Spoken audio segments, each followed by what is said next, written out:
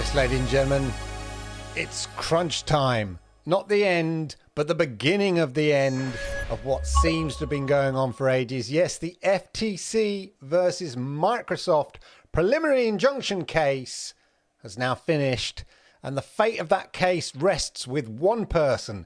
We're going to be talking all about the case tonight, of course, who landed punches, who took a blow, what the likely outcome is, all speculation, all spurious, but that's what these podcasts are all about. Of course, we're going to have all the other Xbox news as well, all the games, and I'm interested in what you've got to say about it as well. So, time to hit the titles.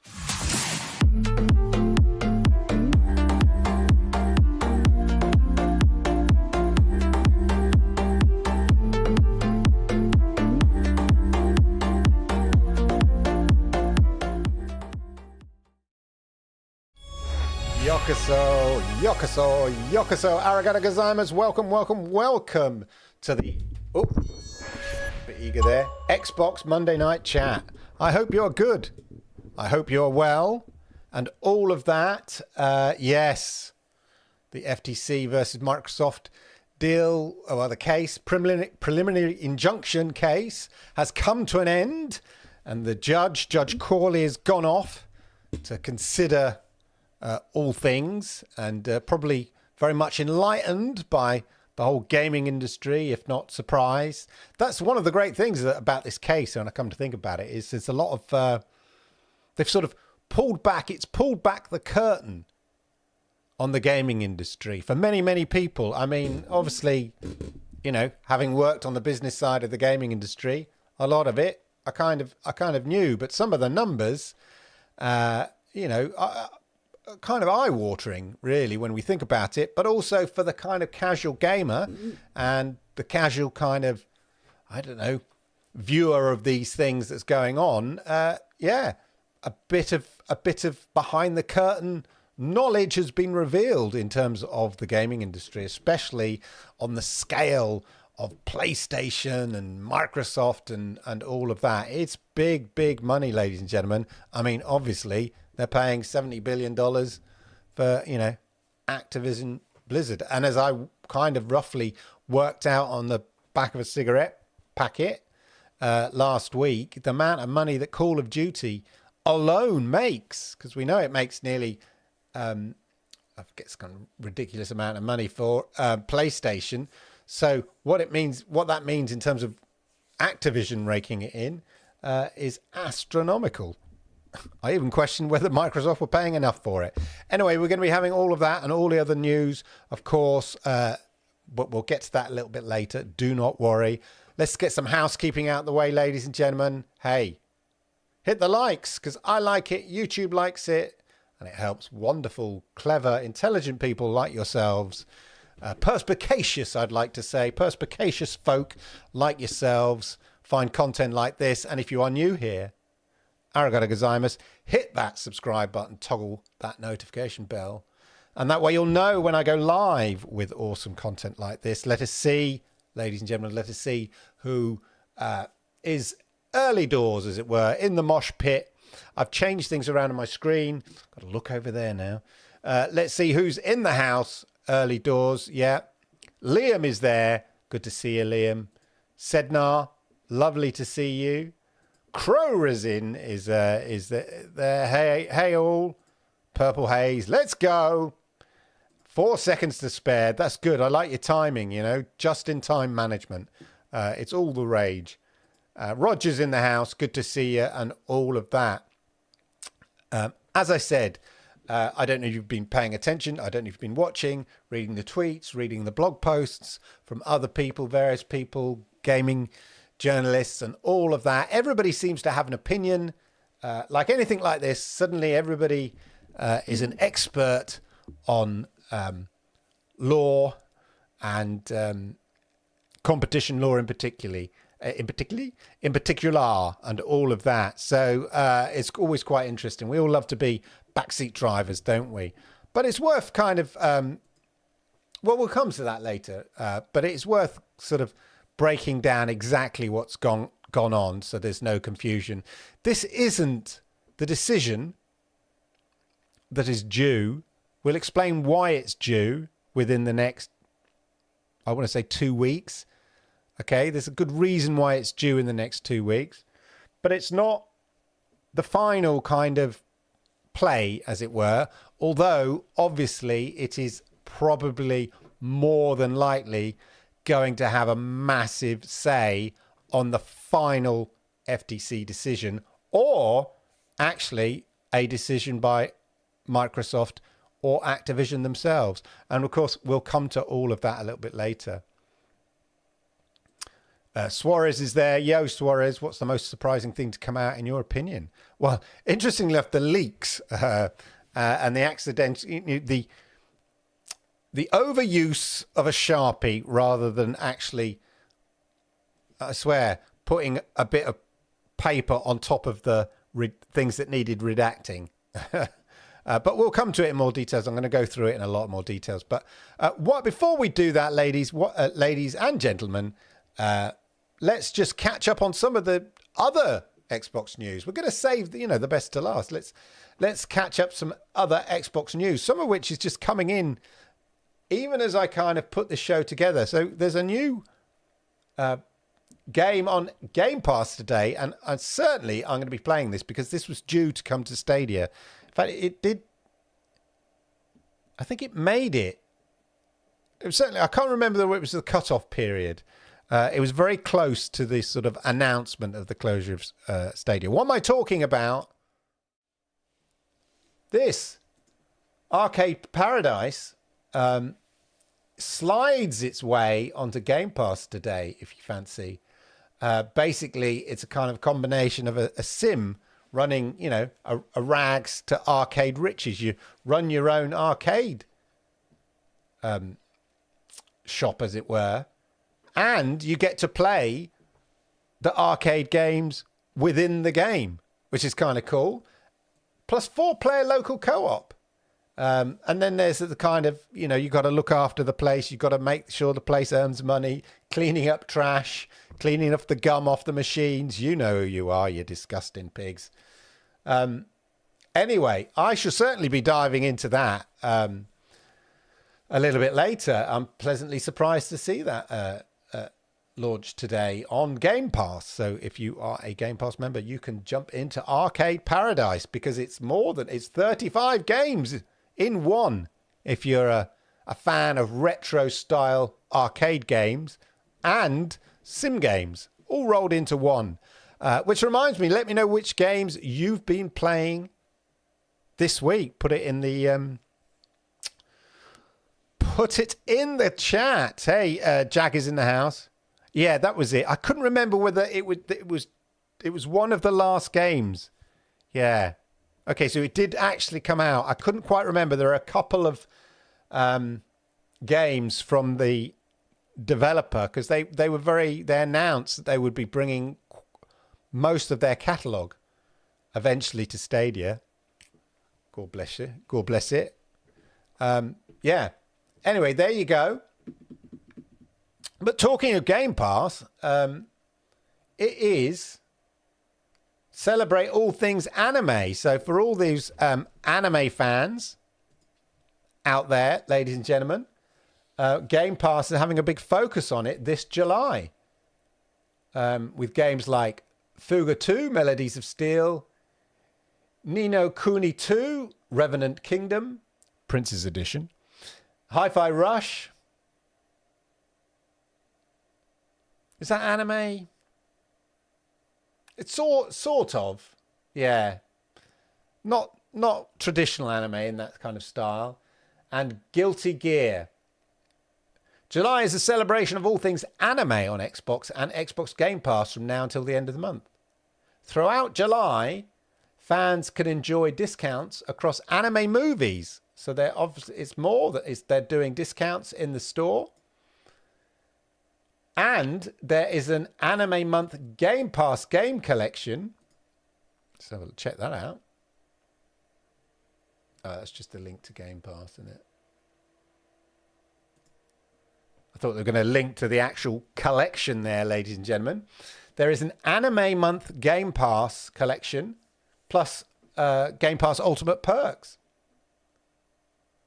So, as I say, you're getting 80% off some movies and TVs. Our collection feature Bleach. Wow. My Hero Academia World Hero Mission. I've watched that with my daughter, that one. I quite like My Hero Academia. Was it that one? Yeah. I think I have watched it. I quite like that one. Plus, immerse yourself in anime-inspired worlds and stories. A month-long anime game collection. So those are the games that I mentioned earlier. Fugo 2, Melodies of Steel. Ni no Kuni 2, Revenant Kingdom. Hi-Fi Rush. And Guilty Gear Strive. And they're going to be available on console, PC, and mobile, ladies and gentlemen. Plus, Ultimate members get a free copy of Naruto Shippuden Uncut Season 101.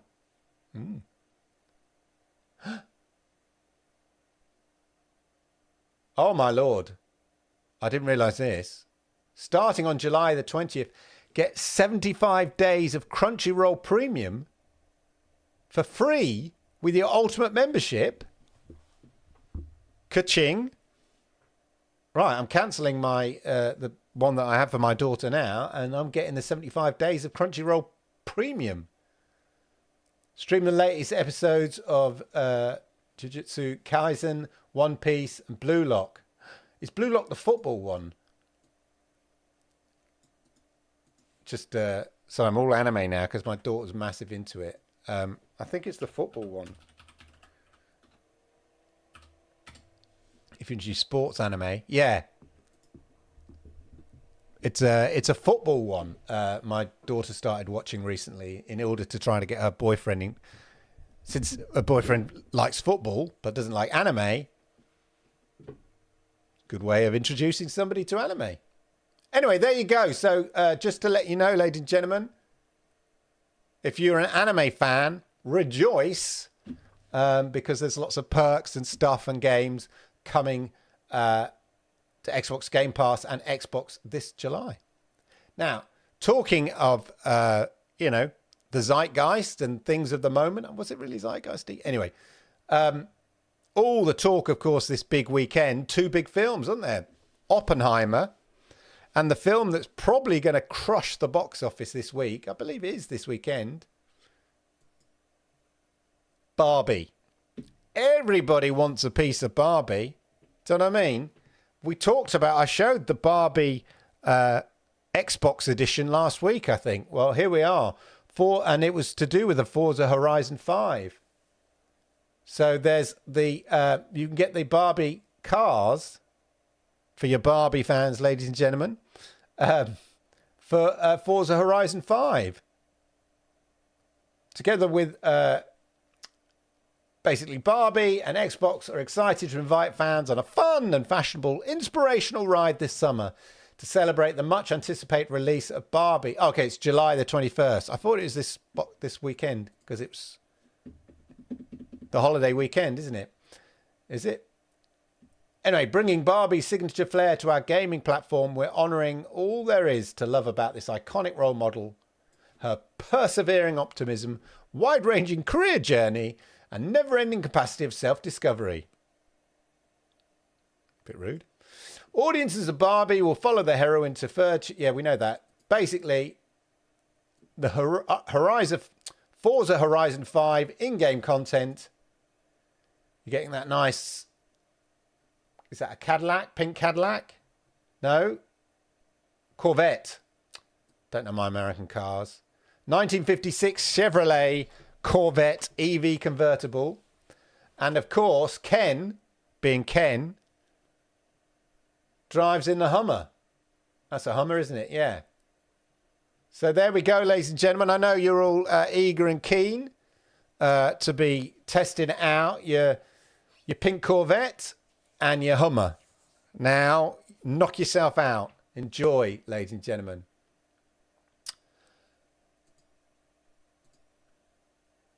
Now, I don't know what this is a surprise one, this one. Yes. So in other news, just take that down. In other news, so there's been some rumors about Banjo-Kazooie, which is available as part of the Rare collection on Xbox. Whether they were actually going to make a third edition. There's been rumours going around that this may be happening. Well, it seems to be of kiboshed. So former Rare developer says there's... So this is from an ex-Rare developer. So somebody used to work at Rare, the original makers of Banjo-Kazooie. They're saying there's not an audience for a new Banjo-Kazooie. Have you ever played Banjo-Kazooie? I quite like the game. I mean, it's Rare are really good at those sort of 3D Mario 64 style platformers, and Banjo-Kazooie I thought was really, really good. I mean, Rare are excellent back in the day at making those platform type games. Really, really good. Would you be interested to see an updated Banjo-Kazooie? Banjo 3? Anyway, while discussing Banjo-Kazooie's 25th anniversary, Grant Kirkhope, a composer who worked on a ton of Rare games in the past, said he doesn't think there's an audience for Banjo 3. Now, he's just the composer. I'm not dissing him that he's just a composer, but it's, that's not to say it won't happen. But I'm curious if you've ever played Banjo-Kazooie, and would you be interested in seeing an updated version of it? See what the article says. Yeah, basically the same. He doesn't think that there's an audience for it. I mean, it's been a long time. 25 years. The 25th anniversary of the series. Many fans hoped a new Banjo-Kazooie might be announced during the Xbox Summer Showcase. Sadly, it didn't pan out. Is there a market for it? I don't know. Let me know what you think. I'd be interested to know what you think about it. Now, before we do that one, Samsung, who believe it?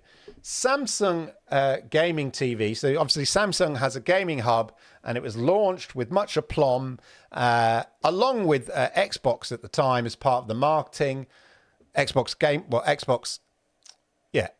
xCloud, basically. You could play your, xCloud games via the Samsung Gaming Hub. Well, it's 1 year since they launched that.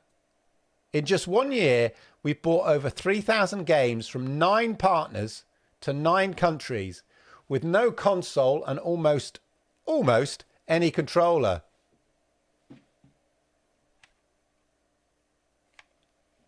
Stadia controller. And just in time for a fresh new look. Happy birthday to us. Celebrate the future of gaming with with Samsung Gaming Hub. And there, look, you'll see. Yeah. GeForce Now, Xbox Game Pass, of course, and all of that. Now, of course, I have an LG, so I don't get to, benefit of the Samsung Gaming Hub. But if you have used the Samsung Gaming Hub, what do you think of it? Does it sort of work seamlessly and all of that? Let us know in the chat, ladies and gentlemen. Now, good news. Not that one. In terms of the, before we sort of move to the whole Microsoft-Activision Blizzard deal, good news. South Africa has approved the deal.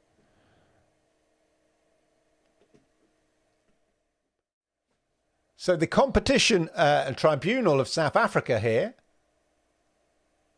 in terms of, in regards to the merger between Activision and Microsoft, has unconditionally approved the proposed merger, which is a global transaction.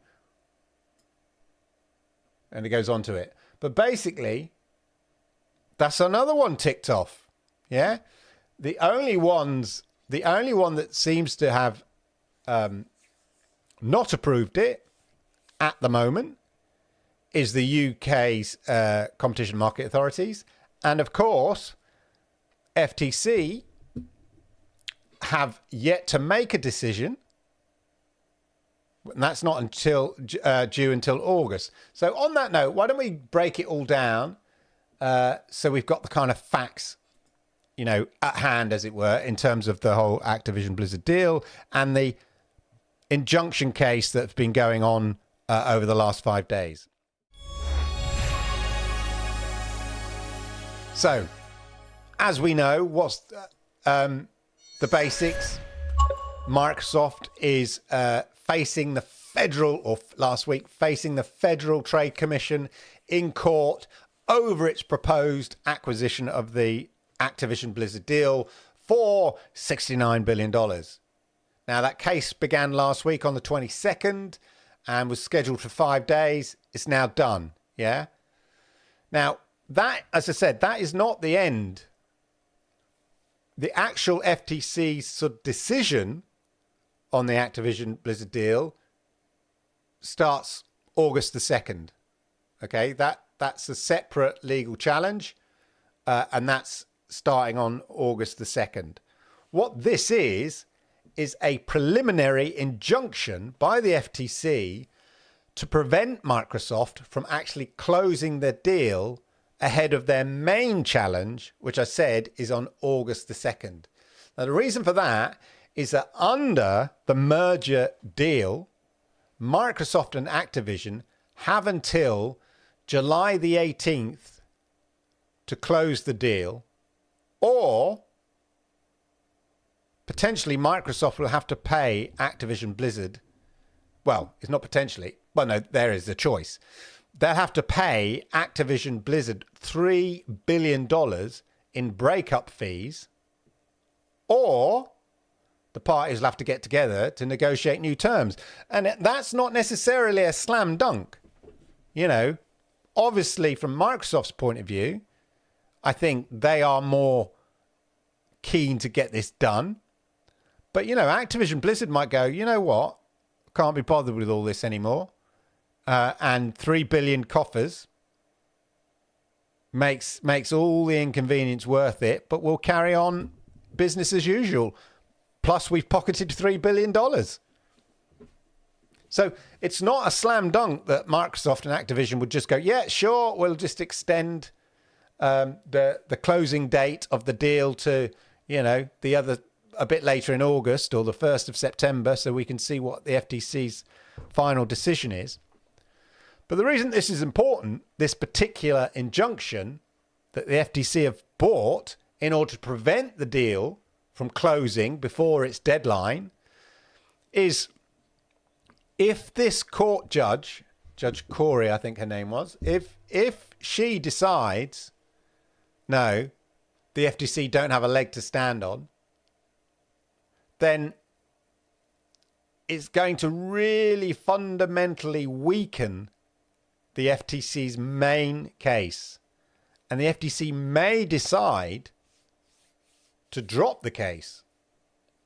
Now, interestingly enough, today, and I'm not really au fait with the details of American politics, but as I understand it, on the FTC, there are 5 kind of main lawyers, yeah, or people on the FTC normally, but at the moment there's only 3, okay, and they sort of make the decisions about what cases to pursue and stuff like that.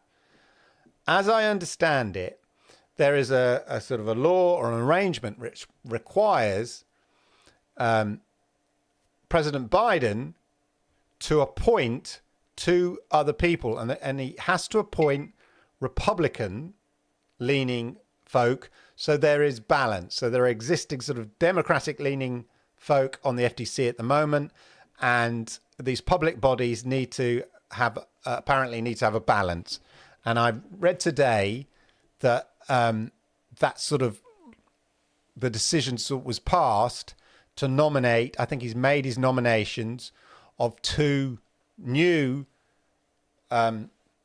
people to join the FTC to make it up to its 5, and they are Republican leaning and potentially slightly more friendly towards Microsoft's case. And so you could have a scenario where they decide as a group, now there's 5 of them,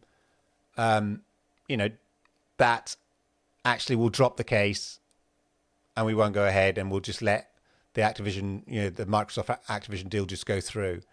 At the moment, the head of FTC, Linda Khan, is very much against the deal going through, but she may not have that power with these new people being nominated. As I understand it, American politics, not my thing, but I read that today and I thought it was very interesting and it's worth mentioning in all of this.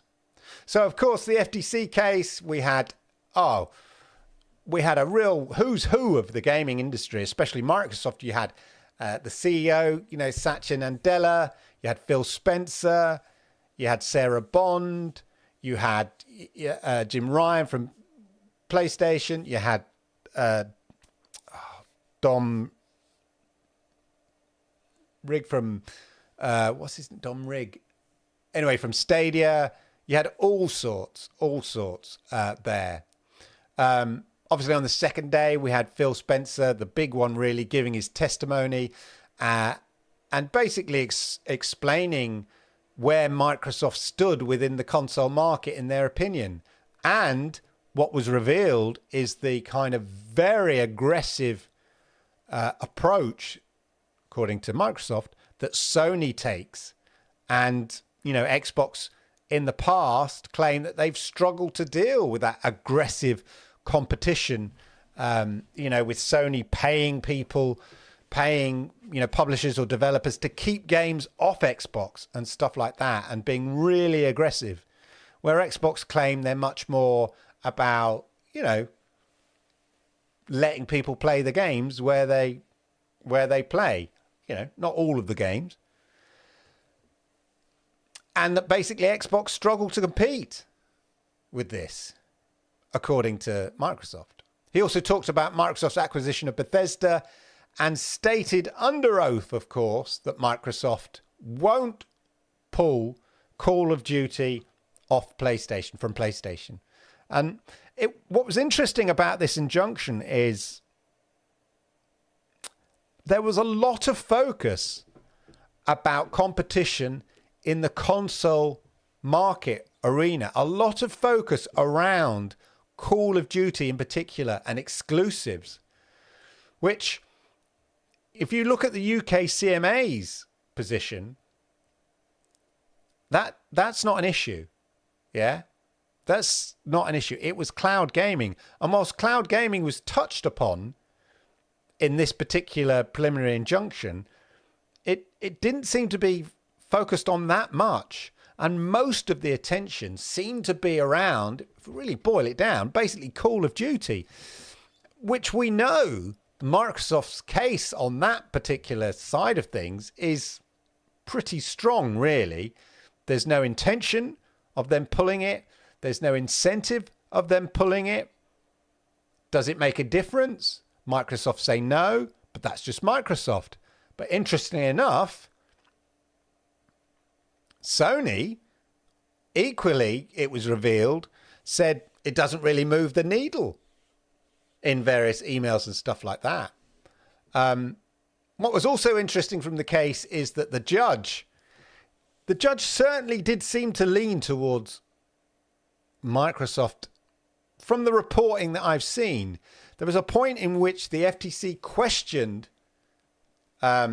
the FTC were questioning Phil Spencer regarding if he could legally bind Microsoft into keeping games like Diablo on PlayStation. And the judge, Jacqueline Scott Corley, basically intervened and cut off the questioning, because it looked like the FTC was like almost working on behalf of Sony, saying, will you, in a court of law, commit to Diablo being on PlayStation? It's got nothing to do with this particular case. And the judge, quite rightly, cut them off. It seemed that the judge had grown tired of the FTC's questioning of Phil Spencer, particularly about game exclusivity issues. As I said, we also had testimony from Dov Zimring. That was his name. Dov Zimring of Stadia. And he mentioned that Google had been willing to spend 5 years building AAA games, but the development cycle was pricier than they thought. And he also confirmed that Google had paid developers to port their games to Stadia, but we don't know how much that was. That wasn't disclosed. Plenty of other numbers were disclosed from PlayStation and Xbox.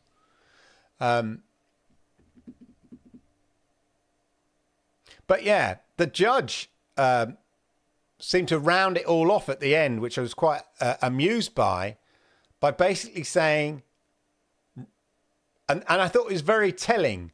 Where can I find? I want to find the exact quote. Let me just find the exact quote very quickly. The exact quote in almost the sort of closing statement of the whole thing from Corley. She said later, all this for a shooter video game. All this for a shooter video game. We're concerned about competition for this one shooter video game. And I think that's very telling. The fact that those were her comments on the case. This is the judge who's going to decide this injunction. And that in itself, I think, is an example of how all the... Whoa! We got a subscriber. Thank you very much. Arigato gozaimasu. Get down. There we are. Get down there. Not down there. Yes, thank you very much for the subscription. Much appreciated. Yeah, it was interesting. So that, to me, encapsulates or underlines even the fact that there was so much focus on Call of Duty. Yeah? At the expense of other issues, potentially. As I said, they touched on cloud gaming, but not that much. They touched on a few other things. But the focus seemed all to be about Call of Duty. The fact that the judge, intervened when the FTC was sort of pushing Phil Spencer to make commitments about other games. She was saying, no, forget that. This is about Call of Duty, Call of Duty. Because it's not just about Call of Duty. The Activision Blizzard deal is about, a whole range of games. It's about stuff for Games Pass. It's about building out the cloud gaming. It's about mobile gaming with the whole, with King and all of that. But you would think, reading the reports and everything out of this particular case, this preliminary injunction, the meat and potatoes was Call of Duty. And if that's the case, then I think Microsoft have a very strong chance of winning this particular injunction. That's not to say, I'm not saying necessarily that they will therefore be successful overall. They still have to make a decision about what they're going to do about the UK's CMA decision. Obviously, that's going for discussion later to get that turned over. A tribunal, that's the word I was looking for. That's going for a tribunal to see if they can get that kind of dismissed.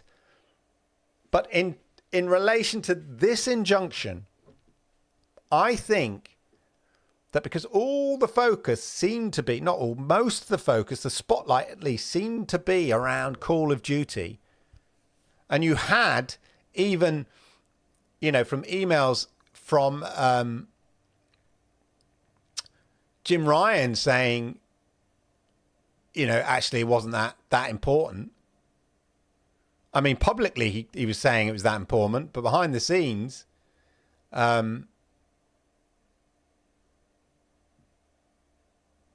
emails and recorded testimony from Ryan would seem to undercut.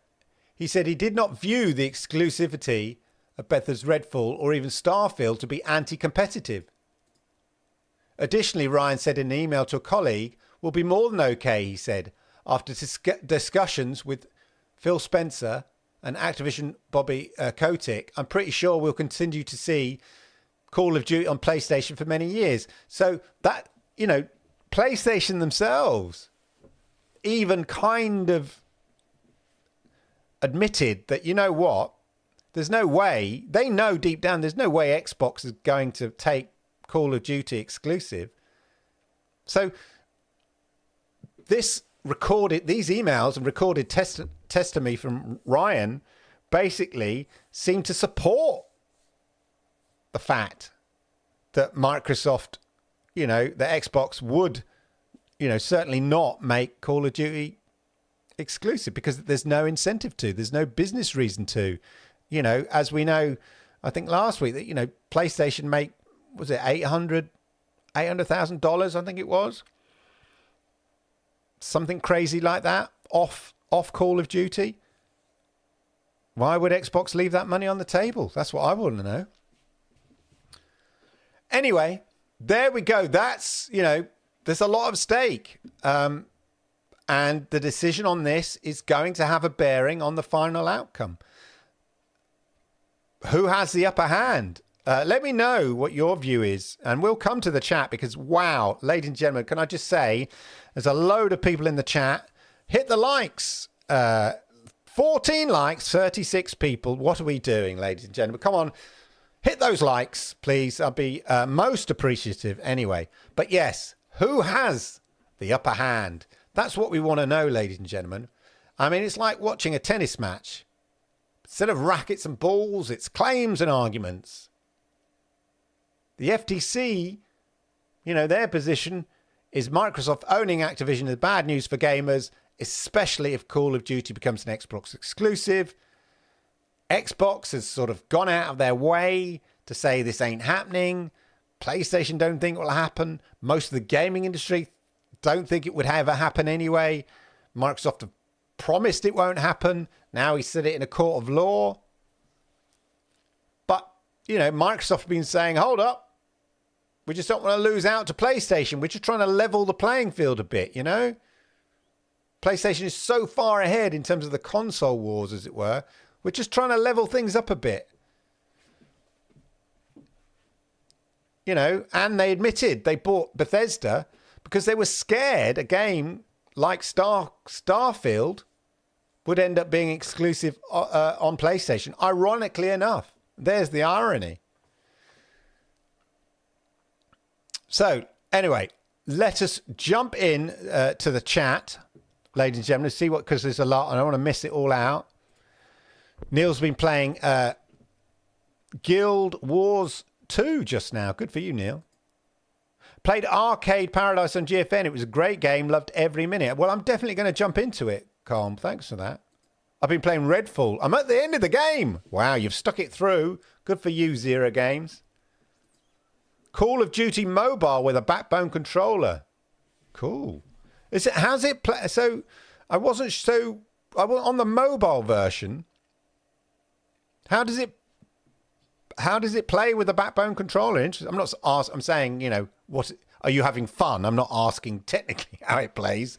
I know that, but how does it? You know, how does it feel playing with a backbone controller, Roger?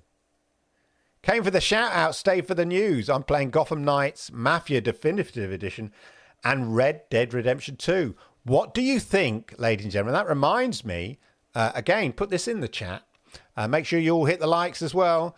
The rumours that Rockstar are remastering. I know the game's old, getting a bit old, but it still looks absolutely amazing. But going to sort of do a slightly remastered edition of Red Dead Redemption 2, one of my favourite games. It's certainly up there. Real experience playing that through. Well, Lord Kensal played it through live on stream, chapter by chapter, as it were. Real, you know, what games should be to me, like, you know, games as storytelling experiences, you know, really well made, acting, real great direction, vision, the works, gameplay, everything ticks all the boxes for me. But what do you think? Would you, if you've already played Red Dead Redemption 2, would you get a remastered version? because it looked amazing when it came out. What more could they do? Bit of a bit of RTX, yeah, kind of bit of beautiful lighting. I mean, it looked great. Watching the Arcade Paradise launch trailer on the monitor, hyped. It's meant to be really fun, as I said, and you get to play, retro arcade games. Fun is quite chill. Korea Barbie, not so much. Are you a Barbie girl? Very good. Download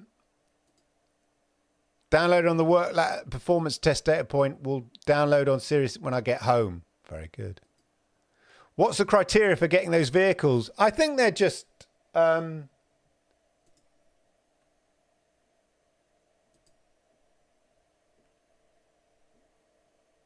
me just have a look for you, because I know you're keen to know.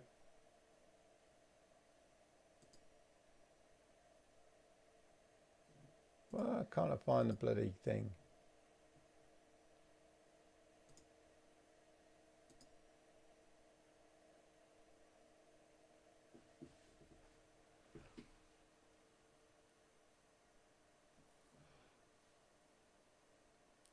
Actually, I've got an interesting email here for you, actually. I just want to share. Actually, talking of... this is Jim Ryan. So there was an email. This will be fun. This will be interesting. We'll come back to the chat in a second. There was an interesting email from Jim Ryan to Phil Spencer back in May last year. So just over a year ago. Very telling. Jim Ryan's counter-proposal to Phil Spencer to allow Microsoft to acquire Activision Blizzard. Ensure that all existing and future Activision Blizzard games are still available on PlayStation and have parity. Existing, probably not a problem. Future, no. Don't make PlayStation Activision Blizzard games more expensive than Xbox. Treat all games equally on subscription services of Xbox and PlayStation. Discard all contracts for financial and marketing support that Sony is due to pay Activision in the future. Talk about a moon and a stick. I explained to my Japanese partner, I was explaining something about her, and I said a moon on a stick, and I realised she might not know what that means. I was explaining to somebody, but talk about a moon on a stick. Agree to start discussions to treat Bethesda games equally on both PlayStation and Xbox. That's a summary, but here's the email. Hi, Phil. No, it just says Phil. Thank you for your email. We agree that ensuring Activision Blizzard games are available on PlayStation is the right thing to do for gamers in the industry. However, Microsoft's original proposal did not fulfill this objective and left us with serious concerns that our counter-proposal is designed to address. Far from being unusual, our counter-proposal represents the minimum needed to respect gamers' interests. You know, Jim's all about the gamers, yeah? It's not about Sony. It's not about Sony PlayStation business. No. It's about the gamers, yeah? He's about the gamers. It's about PlayStation, Jimmy. We believe these are two fundamental principles that are critical to mitigating the potential negative impact to gamers. All about the gamers. But that's interesting. The first principle is the commitment to availability to Call of Duty and other Activision games on PlayStation must be sufficiently broad to fully align with gamers' expectations. All Activision titles will be made available. I mean, it goes on. You can, read it. I won't read it all here, but it's just very interesting. The sort of the demands that PlayStation made, but the headlines are basically here. And that's the interesting thing. All existing and future Activision Blizzard games. That's not going to work for Microsoft, is it? They need the power to be able to pick and choose. If they own the studio, if they own the publisher, they need that power to be able to pick and choose which titles are going exclusive on Xbox and which titles it makes sense. And sure, existing titles where PlayStation has existing deals or have previously had, earlier versions of those games or current versions of those games, probably making a lot of money for Activision Blizzard. would make a lot of money for Microsoft. So it makes a lot of sense for those existing games to continue. But new games, that should be in the gift of Xbox. They shouldn't have to commit to PlayStation, that all future Activision Blizzard games come to PlayStation. Are PlayStation going to do the same with Bungie? Are all Bungie games? Would they guarantee that all new Bungie games developed by Bungie come to Xbox? I don't think so.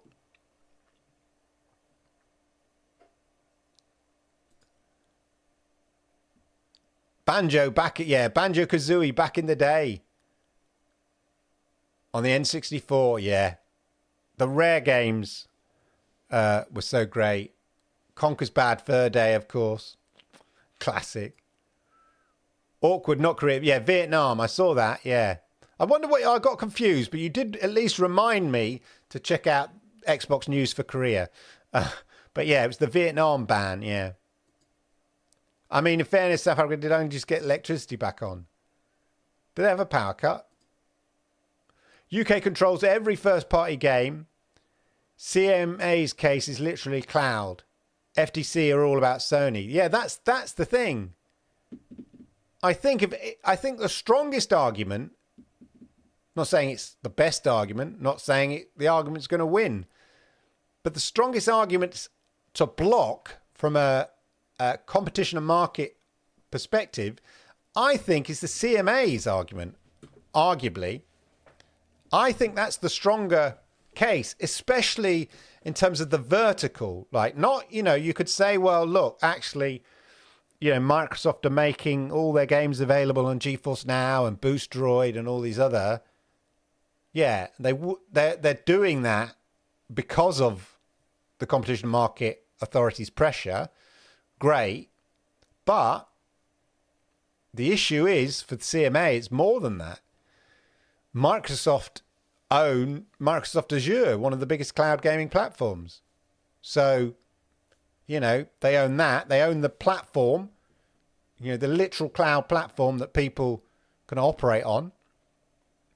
A lot of the games are, Windows based. They own Microsoft Windows. So it's that bit. I mean, even Stadia said that they considered, running Stadia on a kind of Windows-based platform, but it would restrict development of new concepts for cloud. When you're creating a new cloud gaming platform, it would restrict new developments that you could perhaps do. The license fees would make it prohibitive, which is exactly what the CMA are talking about. You're forced almost to run the games on a Windows format on your cloud gaming platform, whatever it is. And, Microsoft have that license.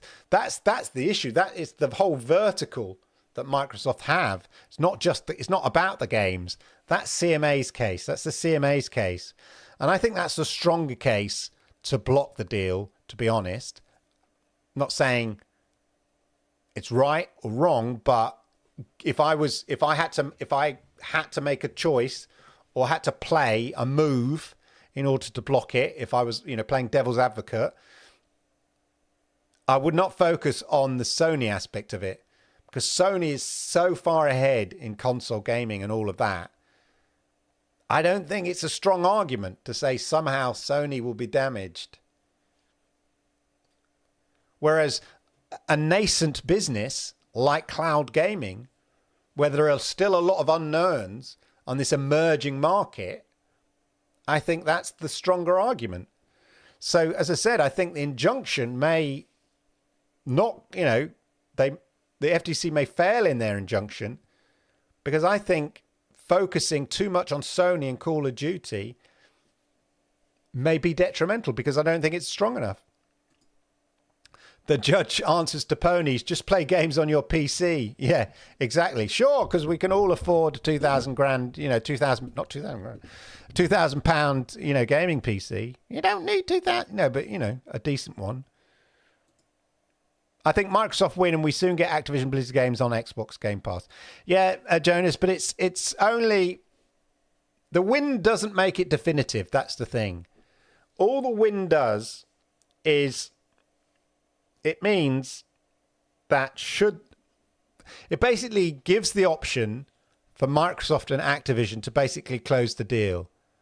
That's not to say that come August the 2nd, when the FTC, the actual case against the merger itself. Remember, this injunction is just to prevent Microsoft and Activision completing on the deal by the deal's kind of closing date, which is July the 18th. The actual case to block the merger is on August the 2nd, or whatever it was. Starts on August the 2nd. So if Microsoft win this, all it would do is for them and Activision to go, you know what, actually, we think we've got the confidence now. We'll close the deal. Let's just close it and we'll deal with whatever we have to do with the UK CMA and, we'll fight the FTC. And, we think our case is now stronger than ever because, hey, it wasn't, the case against us wasn't strong enough to stop us from going ahead with this deal. And all the FTC can do is if they, do block the merger is say, all that does is it just forces them to undo the deal, which will be a nightmare. And so it will just, go round and round and court cases onwards and onwards, but they've signed the deal. So it will be business as usual. Anyway, that's my perspective on it. Do you think Microsoft Xbox ace up their sleeve is to have Game Pass on GFN before the hearing of the UK? Then they go, there you go, Game Pass on xCloud. Well,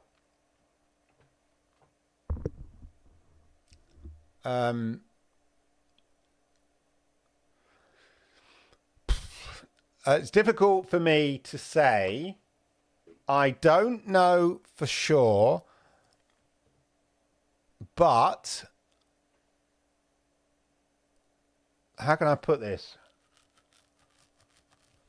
I think we might see some interesting GeForce Now news during July. I think that's probably, it's just a gut feeling I've had from tremors in the force. Let's just say that, okay? Nothing definitive. I'm not, hiding anything definitive or anything like that. But just some conversations in the ether. I think nothing definite, but I think we might see something happen in July.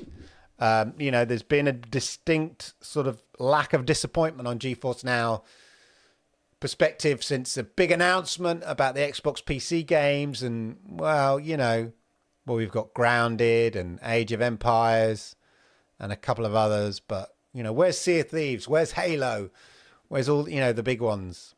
I think that might change over the next couple of weeks. That's all I'm saying. So, coincidence? I don't know, but it would certainly help them. Put it that way, wouldn't it, Caseball? Do a poll. Easily, you'll see.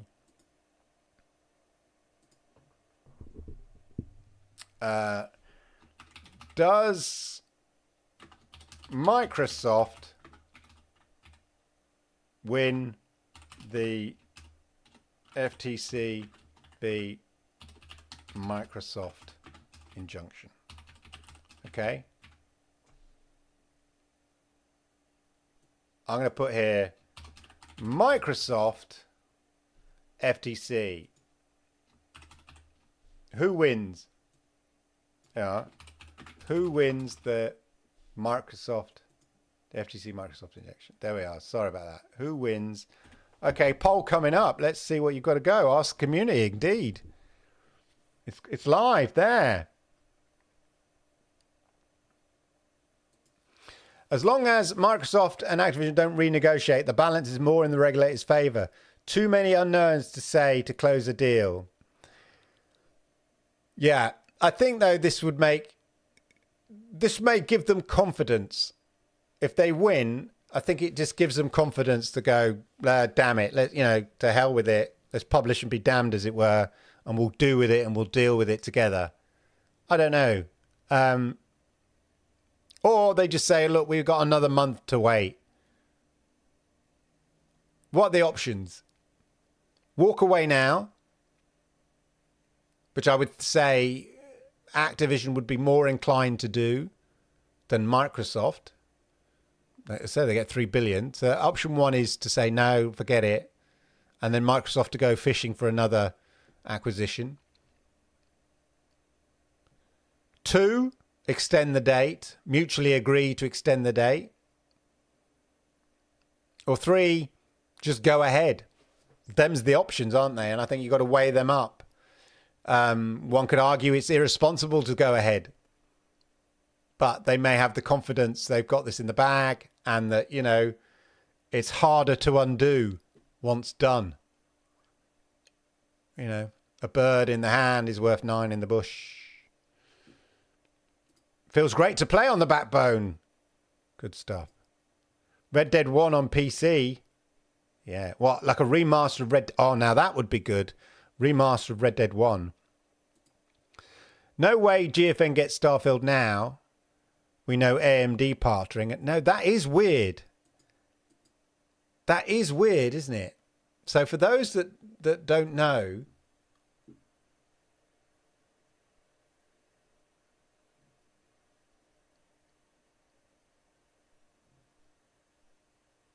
Where's my thing gone? Oh, yeah, it's a GeForce Now news thing. But yes, so AMD, Starfield are partnering with AMD to, bring enhanced PC gameplay, utilizing the AMD tech, and the AMD techies are in with Starfield, helping them get the most out of the kind of, AMD cards and stuff like that. So not NVIDIA. But then it's still an Xbox PC game. So do NVIDIA care? They just want people to play the games. And most people, I think, have, NVIDIA graphics cards over AMD graphic cards. So, yeah. But it is a strange one. It is a strange one. Yeah, no DLS. Yeah, I must admit, I was saying definitely I'll be playing it on... that's not to say, AMD have got some interesting tech. I forget what it is, FSS or something like that, or similar... What is it? I can't remember what it's called. Similar to DLSS, FMD, something like that. I forget what the name is now because I can never remember things when I'm multitasking. But yeah... I still think it's going to look great. AMD, they're going to look. AMD. Do you know what I found out about AMD and NVIDIA? The CEO of NVIDIA and the CEO of AMD. I'm sure I've read this. I might be wrong. I'm sure I've read. They're cousins. Can you believe that? Apparently, they're cousins. The biggest chip manufacturers in the world. NVIDIA and AMD and their CEOs are cousins. I'm sure I read that. Maybe I'm just dreaming it, but I don't know. But yeah, AMD is really good tech, in fairness. So do NVIDIA. I still think I'm confident we'll see Starfield because it's a major, because especially if we get the Game Pass, I don't think Xbox will be that picky about which Xbox Game Pass games, Xbox PC Game Pass games come to NVIDIA. There's no guarantee that every game will, but I don't think they're going to be too precious or picky about it. I think it will be technical reasons why they don't. And, well, that may be a technical reasons. Caseball says, if it's on Game Pass, it will... Yeah, that's what I'm saying. All first-party games. Yeah, I agree with Caseball there. They did say select, but I don't think they'll be fussy, like I just said about it. Can definitely speak about Far Cry 6, work with AMD on it. Oh, there we go. Interesting. Good to know. Starfield will be on GeForce Now. I bet a copy of Starfield within 13 months of launch. Oh, you're betting it. Internet of Games, big talk. Everybody's seal that deal. Seal the deal. Don't forget to vote in the poll, ladies and gentlemen. Select other games along with all first-party games. Yeah, I don't think it's in any interest to be a bit for Xbox to be picky about the games. I think the issues will be onboarding. So, for instance, Age of Empires 2, I think there's been some issues. I'm not saying definitively, but I believe there's been some issues. That's why it's not quite arrived yet. So you've got Age of Empires 1, 3, and 4 definitive editions. So it's not for what Age of Empires 2 is meant to be coming, and it hasn't arrived yet. So I think there are some onboarding issues, or there might be royalty, copyright issues for other things, or just various things like that. But there's going to be less of an issue. So yeah, rights issues will be less of an issue for first-party games, certainly. But potentially there are reasons why some PC games might not arrive, but I don't think it will be because Xbox are deciding, no, we're keeping Starfield off, GeForce Now and Boostroid or whatever. I think it would be purely a technical hitch or issue like that. Want to play Starfield? I don't think it'll be 13 months. I think once the Xbox Game Pass is up and running on GeForce Now, basically, if it appears on Games Pass, you can play it on GeForce Now. That's how it's going to work, anyway. The thing with comparing CMA's judgment to the FTC is that the FTC hasn't actually gotten to their case. The preliminary injunction is just evidence-finding exercise, not necessarily a full case. Exactly, but on this case, the focus seems to have been around the kind of console war, Call of Duty focus for this. You're quite right. I mean, they may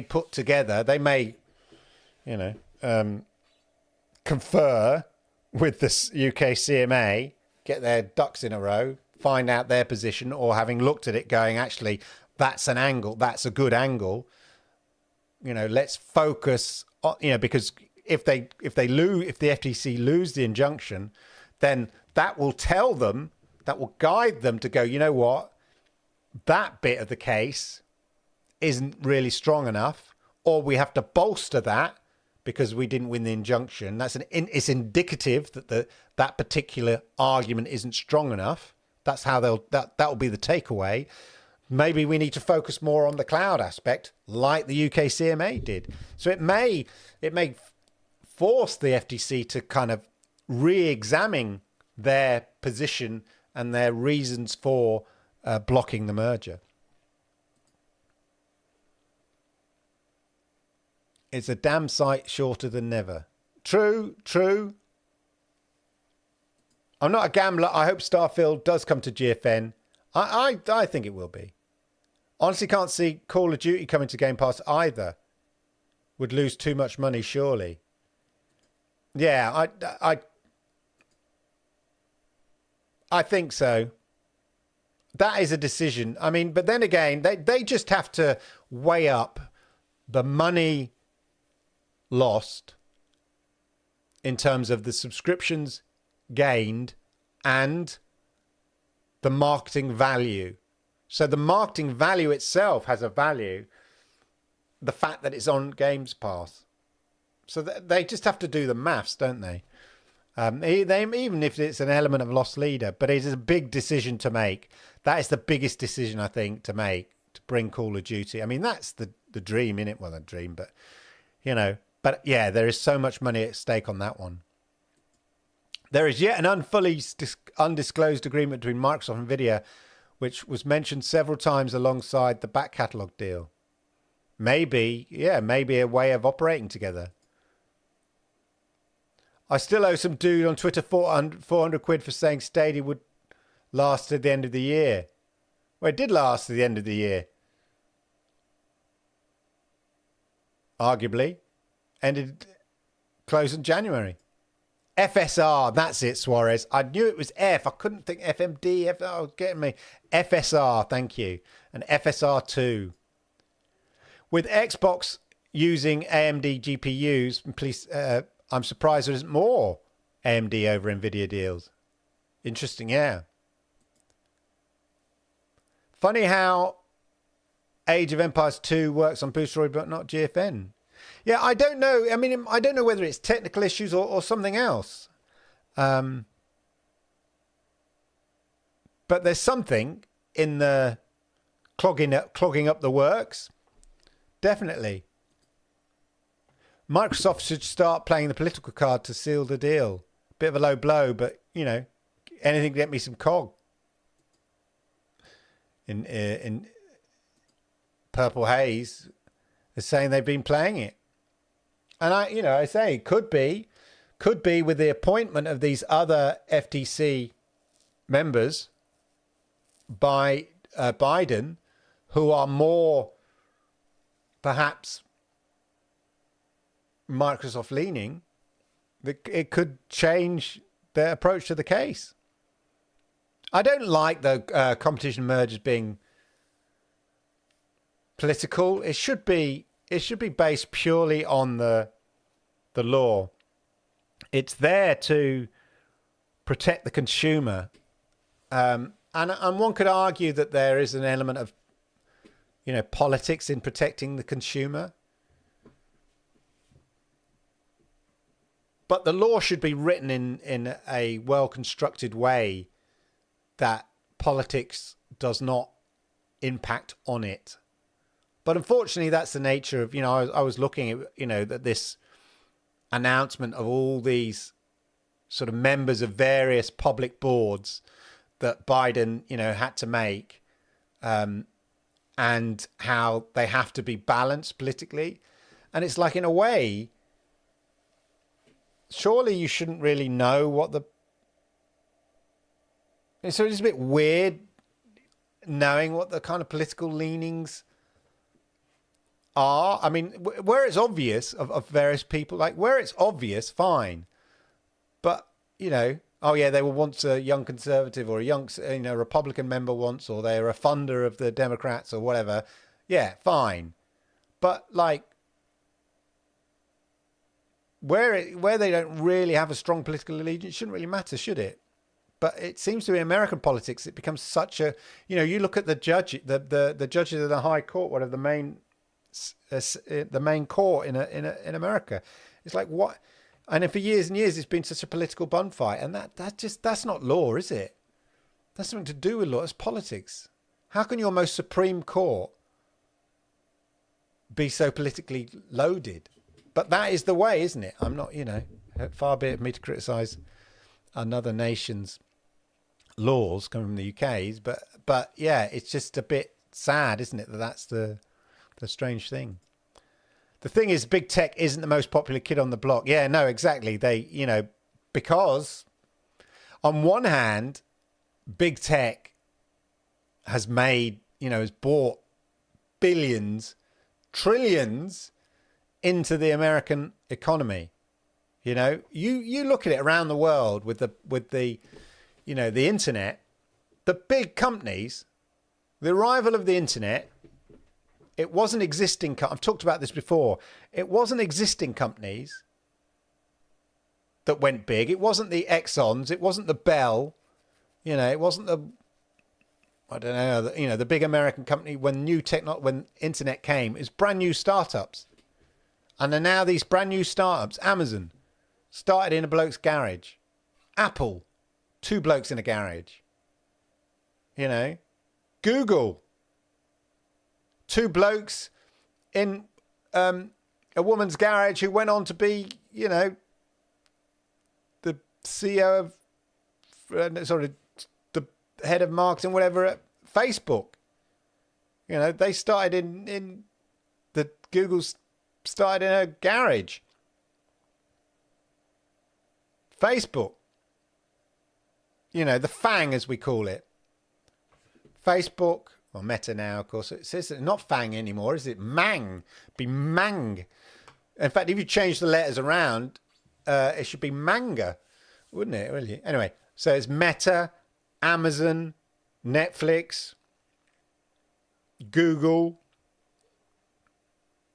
I think there's one other I can't remember. Anyway, the point is Apple, these massive companies are all new companies, apart from Microsoft.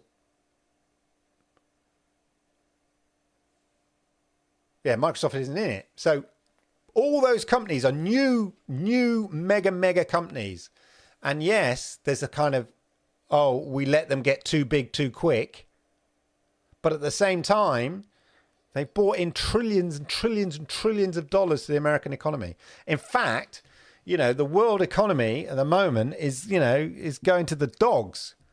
But yet, thanks to AI, you know, major companies are keeping the NASDAQ kind of fairly even. And it's because of the AI and the tech companies. Anyway, they should make the issue non-tech, disguise the issue as much as possible. They're probably looking at every angle. Exactly, Purple. Make it more about foreign interference, bullying. We're trying everything. Get Trump to say something. Oh, my God. There are way more serious issues in the US than an acquisition, but I hear you. Yeah. So, I mean, the FTC are about to put another... are looking at another Microsoft issue I noticed today. Not Xbox one, but a different one. But there we go. People versus the FTC and get the popcorn. So twisted. Well, there seems to be a lot of sort of politically a lot of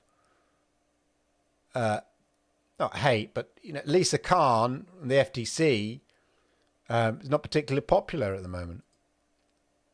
I'm designing a cloud-native game. I'm going to swing in from left field and be the next Bungie. That's the spirit, ladies and gentlemen. That's the spirit.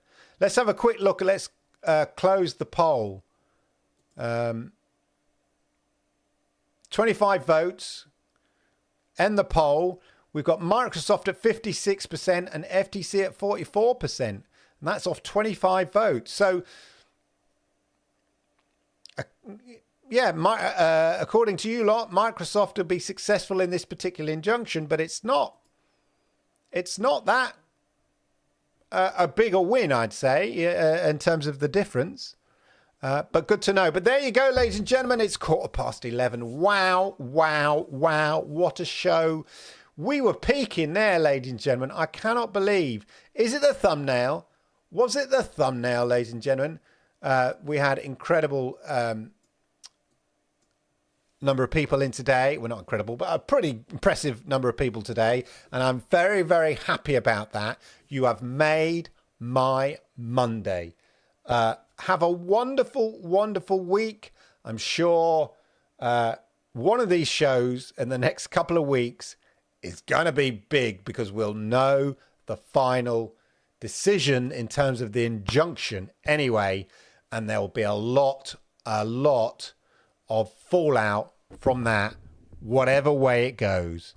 I'd love you to join me for the GeForce Now Thursday chat. I hope there's some big news then, but no guarantees. Maybe more of the same, who knows.